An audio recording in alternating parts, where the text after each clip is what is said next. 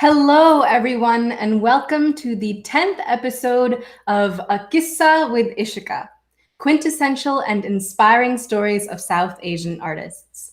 My name is Ishika Muchhal, and I'm coming to you live from Los Angeles, California, which I want to acknowledge is the land of the Tongva people.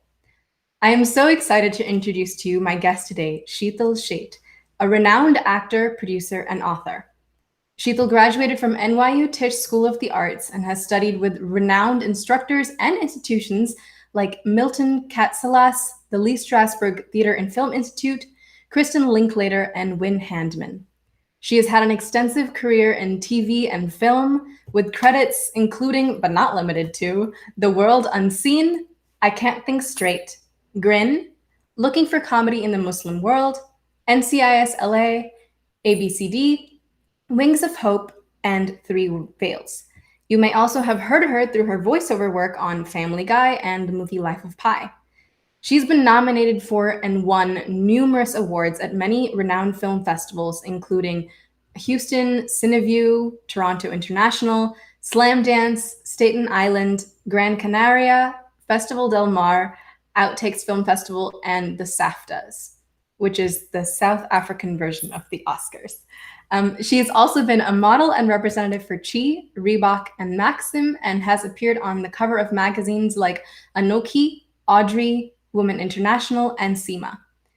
She has published op-eds on CNN, The Daily Beast, and Thrive Global, and is the author of 2 children's books, Always Anjali and Bravo Anjali, about identity, individuality, and dreams that I wish I had growing up. She supports marginalized communities through workshops and panels and speaking directly to issues facing those communities. She has served on AmeriCorps, Big Brothers and Big Sisters of Greater LA, and Women's Voices Now, and she's currently on the advisory board of Equality Now and an ambassador for California First partner Jennifer Newsom's The Representation Project. I am so thrilled to welcome Sheetal Sheth. Hello. Hello, nice to see you. Nice to meet you. Thank you for having me. Of course. Thank you so much for agreeing to be on my show. No, it's a pleasure. I love seeing everything that everybody's doing, and these conversations are important, and I'm glad you're having them. Absolutely. It's been such an enriching experience thus far, and I'm really excited for our conversation today. Great. Yeah, so let's start off with something from like the very beginning, I guess. Being an Indian American, did you ever feel a pressure to fit in or change your identity? Or basically, how did your identity play a role in your life? Very broad question. Yeah. Like, where do we start? I definitely, being a first generation Indian American is something I identify with. It's something that I definitely am connected to. I'm very connected to that part of me, to my family side, to India. I've gone there since I was a child very regularly. So some people have different relationships with, their kind of cultural heritage homelands. But for me, I'm quite connected to it, and it's very important to me, and it's something that I'm very proud of. And it's something that I haven't been willing to compromise in many ways. And I think you see that in the choices I make and in the work that I make. I wrote a book about changing your name to, quote, fit in. So that certainly tells you a lot about how I feel about that. Because I was told I should change my name on so many occasions. In fact, I lost jobs because I didn't. Wow. And so, it's just something, people need to find their own journey, and I have no judgment on what anybody else's decisions are for what is right for them. But the thing that makes me sad is when it comes from a place of feeling like something that you love about yourself, you feel you have to erase or diminish in any way to kind of serve whatever narrative you've been sold. And that's the piece that makes me sad. Absolutely. It's like your film ABCD. It's like the American Born Confused. They see kind of feeling that a lot of us who are born here have of how do you not feel odd but still feel true to yourself? Well, I think what it is when you are of a first generation in a new country, and especially from two very rich cultures, and certainly the Indian culture isn't the only one that deals with this. I have so many friends that from other backgrounds that have the same kind of experiences. But what it is the fact that you're raised with a very kind of specific kind of family, and in my case, very much imparted, Indian values and traditions in my life. But you're also being raised in America, and your family comes here because they want, quote, the American dream or to live that better life. And then sometimes, like my parents, they don't want you to be like too American either, and so they've romanticized what that actually means in terms of, and for me, I think it's about kind of showing that you can't separate the two. And what I am is a mix of all of those things. I am a product of all of my experiences, and my point of view comes from and is enriched by all of these facets of my life. And that's something that's, I think is a great thing. Not always perceived that way to others, though. Yeah. Just being authentic to who you are. Yeah. Yeah. So how did you get introduced to acting, and what made you want to pursue that as a career? Yeah, it came to me later in life. I didn't start acting till high school. I mean, I did for fun, like in community things here and there. But when I tried out for the play in high school, kind of as a whim, and got a part,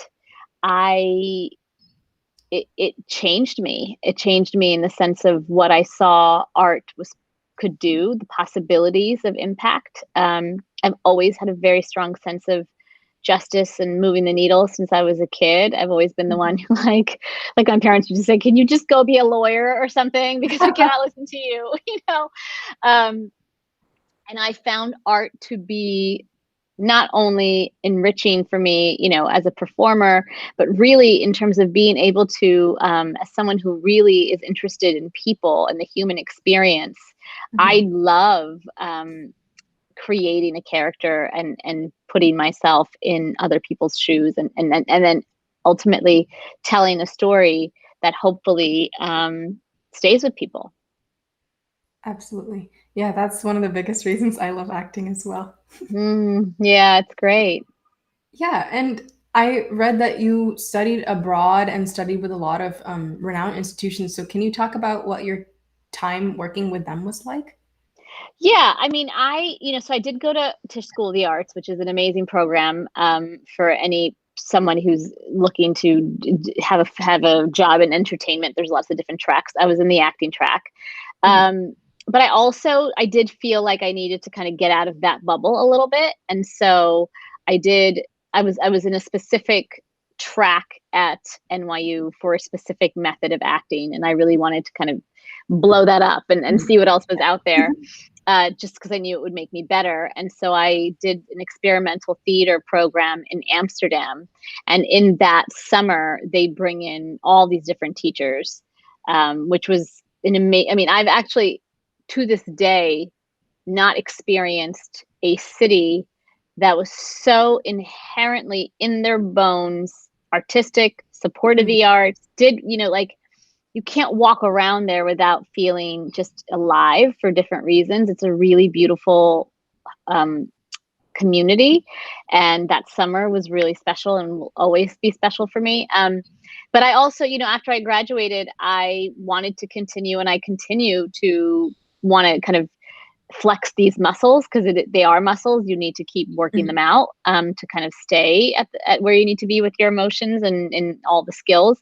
And so when I was in New York, I studied with someone named Win Hanman, who is a legend in New York. He's amazing. He's passed, but he was a gem and had such an impact on me. And then when I lived in LA, I studied with Milton Katselis, who was also a legend. He founded the Beverly Hills Playhouse, and the number of people that both Win and Milton have taught, could go on for pages and pages. But Yeah, I feel very lucky to have been in both of their worlds for the time that I did, because they definitely shaped me as not just an actor, but as someone who approached my work in a holistic way.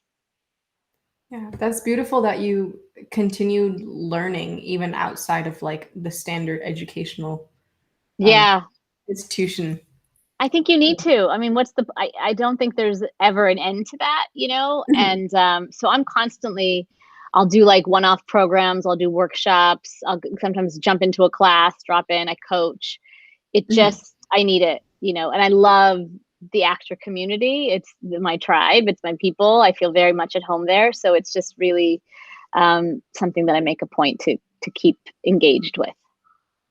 Absolutely. And so you were talking about how you trained in theater initially, at least in NYU Tisch. So how did you make your transition from theater to film and TV? So it's not that I trained in theater. So the acting program is just about acting. It doesn't Okay. necessarily. I mean, you're on the stage. That's what you're doing there. But they also have classes for film and TV. So it's a Okay. very comprehensive education if you want it to be. So I did take classes. You know, it's not that there's different types of acting, but there's different skills you need for different mediums. And so Mhm. I did take a number of film and TV. It was more that I just wanted to be prepared for anything, because I knew like whatever job would come out, like I'm not gonna not. I loved thinking about acting in any of those mediums. I didn't want to be limited by only being comfortable in one or the other. So I just wanted to feel like I could do all of them, and that's why I took classes in all of it. And when it comes to film and TV, it's really, you know, a lot of it is on the job training and listening and observing and staying on set when you're not being used. Don't go to your Mhm. trailer or your dressing room or your chair. Like, pay Mhm. attention. There is so much happening around you that you can, you know, just take in and learn from. Yeah, wow, I've never thought about that. That's really great advice to just stay in the environment. Yeah, just Yeah. stay. There's so much stuff happening that you can learn so much from. I love just being on set and like just Mhm. chilling and watching it all. Yeah. And of course, craft services are great. Some better than it just depends. You gotta talk like, you know, budget wise. Yes. Sometimes it's amazing and sometimes it's fine, but that's not why we're there. Yeah, of course, just an added bonus. Yes, yes. Yeah, and so Mm. were some of your early struggles when you first started acting? You know, I mean, I think a lot of I think people forget. I think because we're in such a kind of quote woke time, or a time where everyone's talking about things in a way that we haven't really ever. Um, People forget. I mean, I've also been doing this for over 20 years, so I have a lot of just history and knowledge and stories about like what it was, and I Mhm. really feel like I've been in on the ride. And I think we have a long way to go. Obviously, there's been progress. Um, but you know, and the like it's sometimes one of those things where I want to be like, you like the things that people are complaining about. I'm like, oh my god, I wish those were what I was thinking about. You know, like I Mhm. it was a very different thing at the time. Like I said, when I was told if you don't change your name, you're not getting the job. Like that's the kind of stuff that I was dealing with on a regular basis, and it happened to me. You know, so and that would never happen. And if it happened nowadays, you would have an army of social media that would be behind you and have your back, and you know there would Yeah. be ramifications. Um, but casting and producers and directors and all of those safeguards that we have now, or at least we're talking about, I was on the other end of that, where I was constantly feeling uncomfortable, um, in weird positions, asked things I shouldn't have been asked, asked to do things I shouldn't have been asked for, you know, and in under the veil of this is a casting office, you know, whatever it may be, you know. And so it was just a very different time. And I also, when I think back to it, because I often someone will talk about it. My husband, I actually the other day said to him, I said, it's so interesting when I'm hearing all these stories of stuff that's coming out. I myself have remembered things that I have long forgotten, because Yeah. you just, you know, you don't think about it. And it's bringing up a lot of trauma for me, in the sense of like, when you deal with that, it's almost like I try to explain to my male friends, when I walk out my door and when they walk out the door, we have a very different experience in the world. And that's the best way I can explain to them the difference about being a man and a woman, especially in certain places. And similarly, when I think back to the early, I mean, and not until just recently, so for maybe 15 or 17 years of my career, there was so much happening all the time that wasn't okay that you just become insensitized to it, and you can't I mean, you can, but I couldn't get upset over every small thing because there's so many things. I wouldn't be able to like get through the day, if I thought about any one of those things for too long.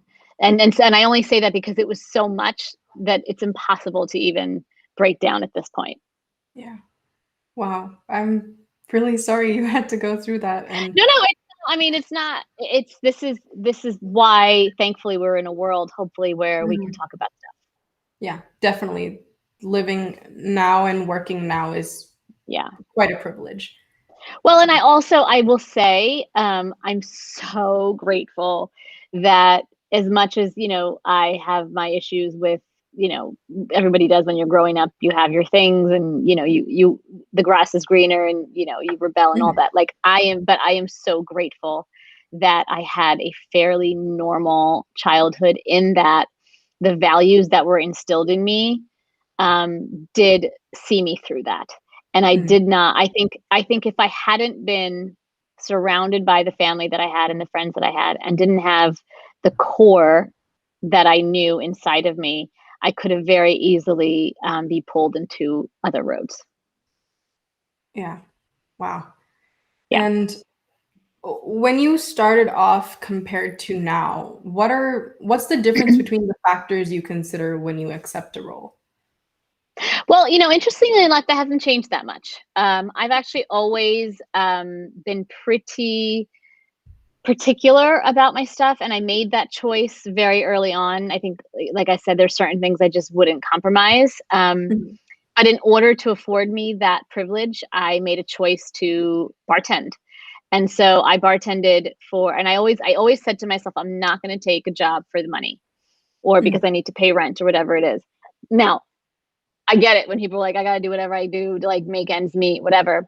And that for me was, okay, I don't want to do that thing because that's going to be on film forever or whatever that is. So in order to allow myself freedom, I'm going to go bartend. And as much as I hate it, be out till whatever time of the night dealing with what I deal with so that I'm not worried about paying my rent. But that also means, you get that audition at 8 p.m. and you're working and you don't have time to even look at it till you get home. And you come home and it's 3 a.m. and you're exhausted and you have to be at that audition at 10 a.m., And so you're dealing with trying to juggle a lot of stuff, but it is not a singular journey. This is an artist journey. There's so many of us. I mean, like I said, this is my tribe. We all do what we do to, have this life. And I just made the most of it in any way that I could. Definitely. Yeah, I think that there's so much that people who are not actors don't think of in like the number of other jobs that so many of us take on just to sustain ourselves. Yeah. I mean, and that's the funny thing is I still joke because I don't think my parents have any idea like what my days are like. And I'm like, just because I don't have one like job that you could say, oh, she works for that, like the traditional, you work for that company. What do you do? That's what I do from these hours of the day. I'm like, I know that you don't think I do anything, but I actually have like 50 jobs and they're all self-motivated, self-driven, like they need to, like I need to do it. It's not like and if I don't, nothing will happen. So it's all about like getting up and creating the space and the structure and time to make sure that you can do all the things you want. It's something that a lot of people will never understand, and I've accepted that because trying to explain it has driven me insane. So I just talk about it with people that I know get it, Absolutely. And so this is the roles that you pick have sometimes been considered like out of the convention or out of like what we traditionally You're being see. very nice, yes. Because some people would have had other words for them, but yes, continue. Well, They're roles, like those people exist. So it's not like weird. It's just stuff that isn't represented normally. Yeah, you're right. Yeah. No, you're right. I mean, I think that I am so proud of all of my work, and I will say the thing that I'm probably most proud about is I can look to kind of the filmography of my world, and nothing is the same. Mhm. And I feel very lucky to be able to say that, in the sense of, like, I don't play the same character and I don't do the same thing in all the shows and all the things. Like, each story that I've told is very much its own. And but yes, a lot of those stories were the first to be told in that way. And so the reception goes both ways. And but the point is, like, I was just always happy that the conversations were happening, because I know that they needed to be happening. But it's interesting. I do sometimes wonder, a lot of the work that I did was a little bit, I think, ahead of its time. Like, if they were out now, I think they would be received in a different way. Mhm. And how do you deal with the reactions that those roles and films might garner? Depends on the day. I will say, for the most part, I don't, I always say to myself, I cannot care about the thing that says you're the most amazing thing ever, and I can't care about the thing that says you should die, because both extremes are not helpful Yeah. or things that you should care about. And so it's really like, I care about what my friends think about. I care about what my family thinks. I care about the people who I trust and respect. I care about their thoughts and feelings. Um, but I will say, I do read and listen to it all, because I do think it keeps me connected to the world and people and what they're thinking and what they're feeling. And I've never been opposed to having conversations that with people. In fact, I enjoy having conversations with people who don't agree with me all the time, because I think we're never going to kind of, again, push the needle until we talk and see how much more we actually have in common. But I think what happens is, when there is so little representation, everyone wants that representation to represent everything and all of the things that, for them and all their friends. And we have not had the luxury to do that yet. We're still not there, until we're allowed to be like 4 main characters in a show, until we're allowed to be Friends and Seinfeld and Sex in the City, and it not be a question, why are you casting 4 Indian people? We have not, we're so far from that. Right now, we're still a token or one person, or they're like checking off that box. And we're still not at the point where you can have multiple of us. Definitely. It feels like just checking that diversity Yep. quota box off. Yeah. Yeah, and jumping off of that, that was actually going to be my next question. It's like, how have you personally dealt with stereotyping and tokenism and the lack of representation? I create what I want to see. I think people always say you can't see what you can't be what you can't see. And I've always been like, that's not true, because I haven't seen anything that I wanted, like, Yeah. my whole life. I've been consuming media with nothing that represented me, but that doesn't mean I can't go and find my own way of doing it. And so I just create my own space and my own work, and hopefully hope that, and I've found that there's a lot more people who want to see that. And I think people are aching for this content. And so that's where I channel it. I sure know I am. It brings so much content. Yeah. And so we've talked about some of the struggles of acting. What's your favorite part? Like, what gives you the most joy about it? Oh God, there's so many things. I mean, there's really so many things. Like, there's nothing like reading a script for the first time that makes your heart just like excited Mhm. and jump and be like, oh my gosh, like, yes, yes, yes, yes, yes, yes, yes. It's a very specific feeling when you read something that's that great. Oh my God, hold on. My computer's about to die. Let me get the Oh, okay. charger. So for anyone joining right now, this is A QISSAA with Ishika, in conversation with actor, author, and producer Sheetal Sheth. And don't forget to like and subscribe. I will need to do my quick promotion. Sorry about that. I didn't check before we go. Yeah, but yeah, so that obviously is something, but then also, the process. Like, I love the process of creating the character, and then also then doing all that work, and then getting to set and collaborating and realizing that all the work you did has a place, but you need to like let it go and just see what happens when you're with the other person or the other actors. And then obviously seeing the finished product. I mean, I produce as well. And so now that I've been involved in so many projects from start to finish, and I'm in post right now in a film that I produced that I'm super proud of, there is nothing like knowing you created something from scratch and taking it from point A to point Z, and the amount of work, which is also why, like, if I do projects that I'm not necessarily happy or like thrilled with the end result, I will never say so, because I know the amount of work that it takes to make these things and put into it. And there's lots of people, for whatever reasons, who have access and opportunity and money and connections to help them with lots of stuff, and not everybody has those, you know. And so I think just the fact that you can make the thing should be in itself considered a feat, because it is. Yes, I agree. And speaking about collaboration, shifting away from acting, like collaboration in another sense, you've been involved in student government and working with multiple political and nonprofit organizations. So, what prompted you to start and continue that work? Yeah, I mean, it's been a part of my life since I was a child. It's not like I ever was like, oh, I want to kind of get involved in stuff now. It's literally been my way of life since I was a child. My family was very much involved in our community. My dad was one of the founders of a really amazing temple that is inclusive and has many religions under its thing, which is very, very unique for its time, especially back in the 80s. And so I like service and community is something that has just been instilled in me since I was a child. And so I don't feel at all complete if there's not all of that. I mean, I'm also a very civically and politically engaged person. And so I just need to feel like I am actually hopefully doing something, you know, or leaving something behind that is more than just basic. I agree. Yeah, definitely get what you're feeling.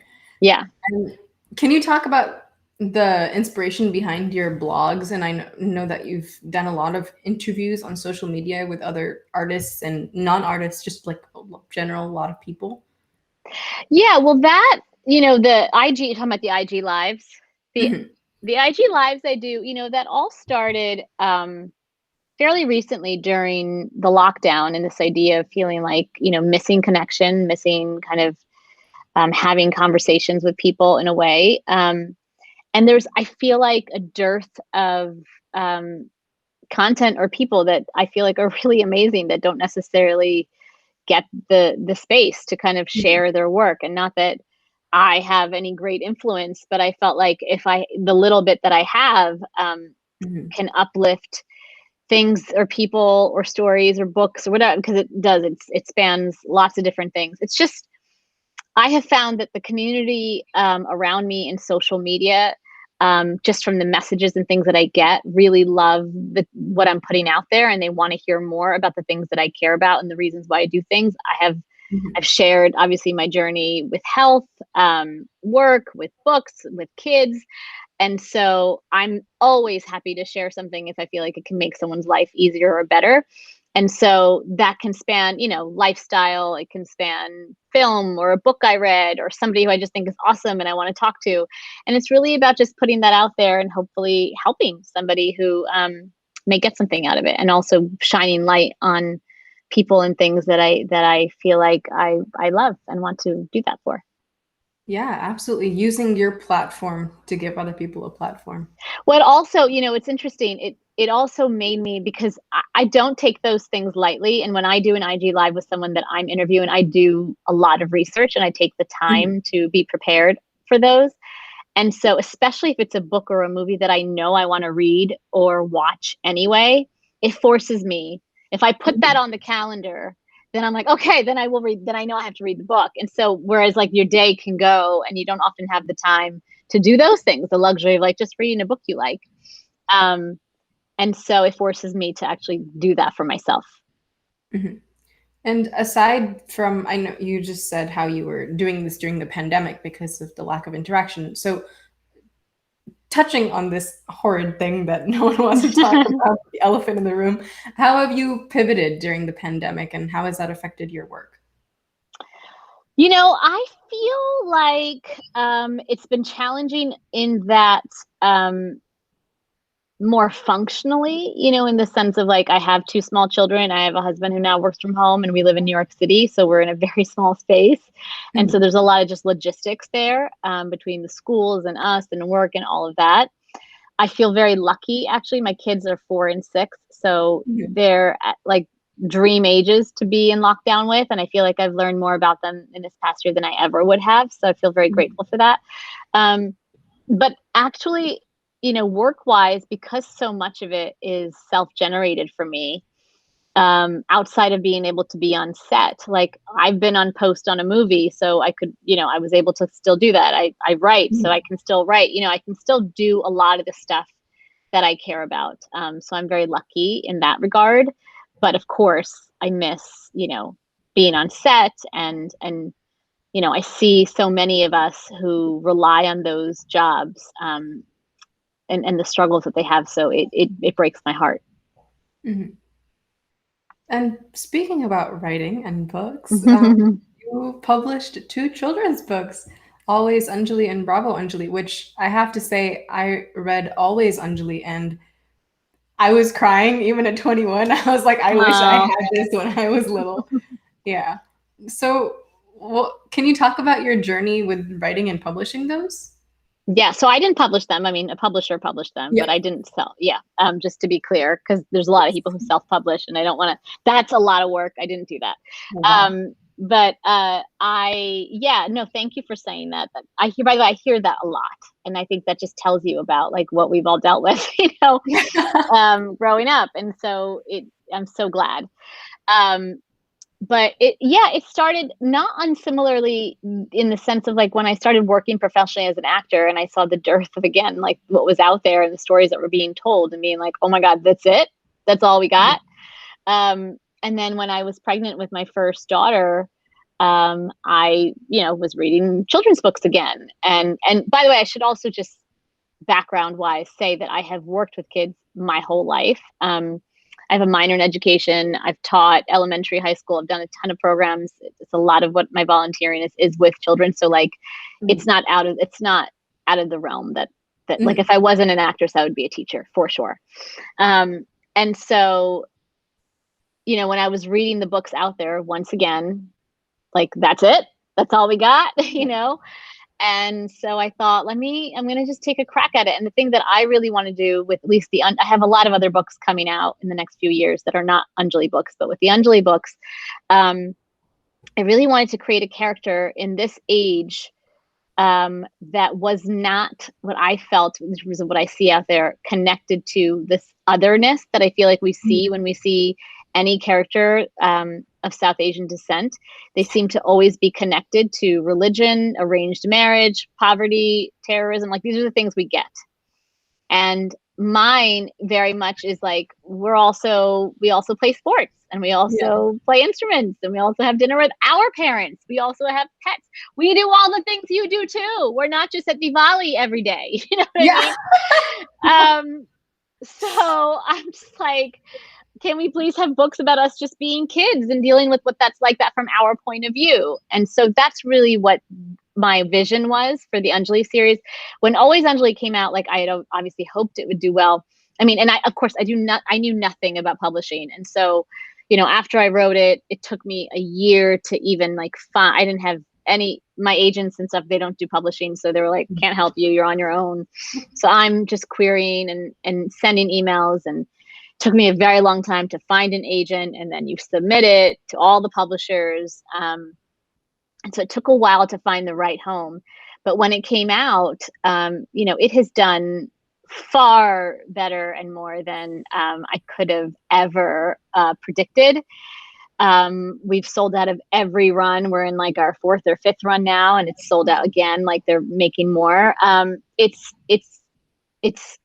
such a testament again to what I'm saying is like, we need this content. It's obvious, and not just for brown kids, but for everyone to talk about whatever these things are. And so the thing that has made me most proud is that, yes, like a South Asian kid can see themselves as the hero of a story and not like a token character in somebody else's.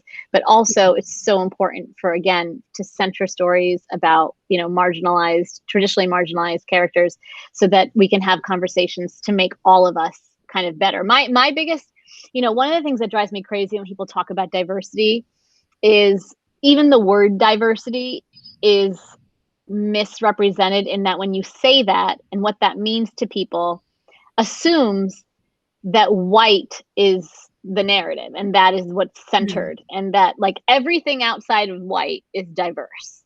And so who decided, by the way, that that's the center? Because when you look at the whole world, it's not. I mean, South Asians are 1/5 of the world's population. So, and that's just us. And so, you know, I get very salty when people call these things that I'm like, maybe to you, but really we should talk about like a variety and nuance layers, and we're not monoliths, and we're not, you know, like I said before, until there are many, many, many, many stories about all of us, we're never going to get past these kind of tropes.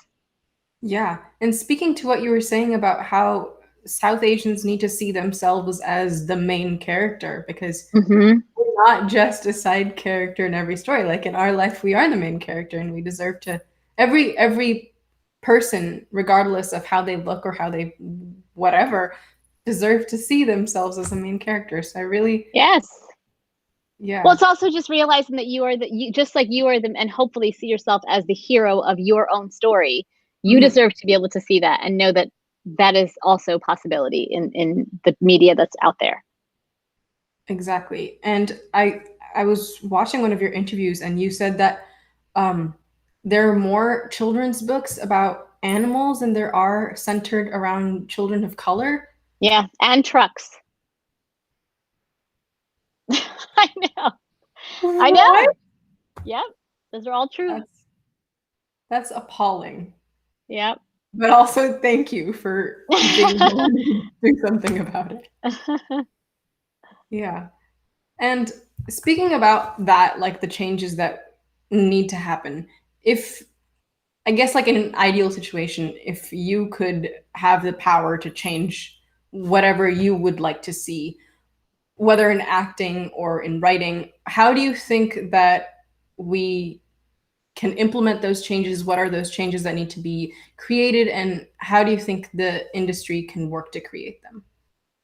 Well, I think it's multifold, but it starts from the top and making sure that we see ourselves in all of the decision-making positions, not just, again, like we're talking about in front of the camera, but I'm talking about who's greenlighting things, who's giving money to things, who's then deciding where the resources go to support the things. Because it's not enough to just fund the thing. You also have to put resources behind it when it comes out to market it. And all of those things are conversations that are had in these rooms. And often you find like, okay, they made that thing, but they're like, oh, that's our like niche product. We're not going to put too much behind it. And that's the way they look at it. And it's just not, that's not affording us any progress. And it's also again about, like I said, writing our own material and not apologizing for making space for all of our stories. And I always go back to a quote that RBG said when they talk about when does she feel like things will be equal. And she says, when there are 9 women Supreme Court justices, and there's no question about that. Like no one's like, you can't have 9 women. Yes, you can. So my thing is like, you can have 10 people in a cast, all be whatever they're going to be. And you don't have to sit there and try to figure out, well, we got to have a white guy and a black guy and a brown guy. It, you know, like it's just got to be what it needs to be. Yeah, absolutely. Yeah, it's like there have been 9 men, so why can't there be 9 women? Exactly. Exactly. It's a slow but steady journey. I hope that we're on. Yeah.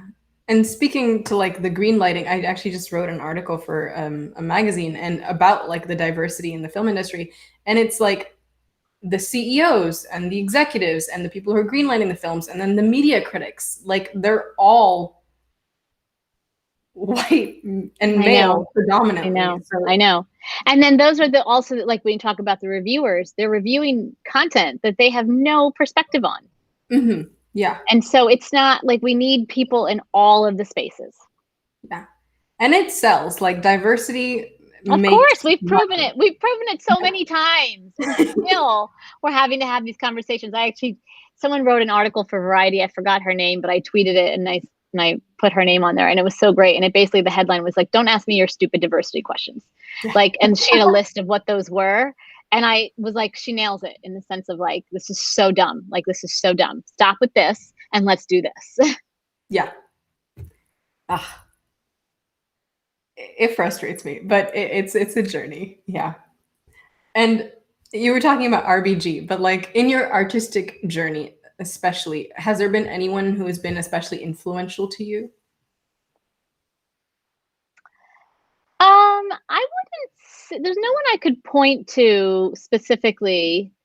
There's been, people that have certainly, I feel are mentors to me, that I have just felt that way. They've been really great at kind of running things past and working with in different capacities. And I learned so much from them. But there's not one person that kind of sticks out. Okay.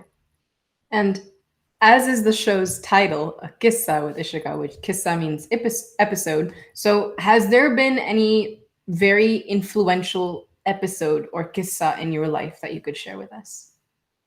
Yeah, when I was diagnosed with cancer. I mean, not to like bring a huge, obviously that's a huge thing, but it really is all of the cliches that you would imagine. It allowed for me to create my life or redefine my life in the way that I needed to for a very long time. Mm-hmm. Yeah. I'm very happy that you are okay. Thank you. Yeah. And what advice would you have for aspiring actors, and especially women and South Asian actors? Yeah. Not limit yourself, I think knowing that you are limitless, and not, I think you being who you are is the most powerful thing that you have, because there's no one else like you. So to diminish everything I've said already, like to diminish any part of yourself or to sacrifice any part of yourself that you feel like needs to happen to fit in, whatever that means, is not worth it. Because at the end of the day, it's when you become closer to yourself and you are truly your most authentic self that I feel like you will find the success that you're looking for. Yes. One of the earlier guests on A QISSAA, Beza Dabu, had said that authenticity is interesting. And I think just what you're saying ties into it. So to not let go of yourself to try to fit a mold that you will never be. You will never be. And then you're just like everybody else. And what's interesting about that? Yeah. Yeah. Wow. And do you have any upcoming or current projects that you're working on? You were saying you're working on post for something.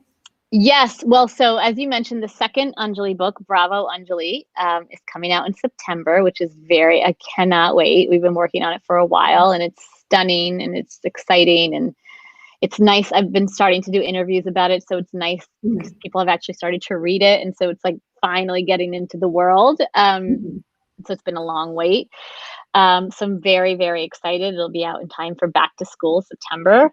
And then, yes, I'm on post on a feature film called Hummingbird, which is this genre dark superhero film that I produced with my partner, Tanuj Chopra. He directed it. I'm also in it. And it's a really cool, something that I don't think anyone has seen before that's out there. And we are working very hard to bring it to everybody in probably the next year. Yes, I'm very excited for both of those. Yeah, and I love that when you said that, I was like, this sounds like nothing you've done before. And then I remembered don't repeat work, which is incredible. And what's the best way for people to find your work and watch your work and support you? Yeah. Social media. My website is sheetalsheth.com, which is just my name. All of my social handles are on there. Feel free to reach out, right? I love hearing what you think. Like I said, it doesn't have to all be positive, because it's just all about being honest and, doing better together. Yes, and for anyone who's watching who's interested, I also put your website in the description on YouTube and Facebook. And if you're Instagram watching, hit me up. I have it.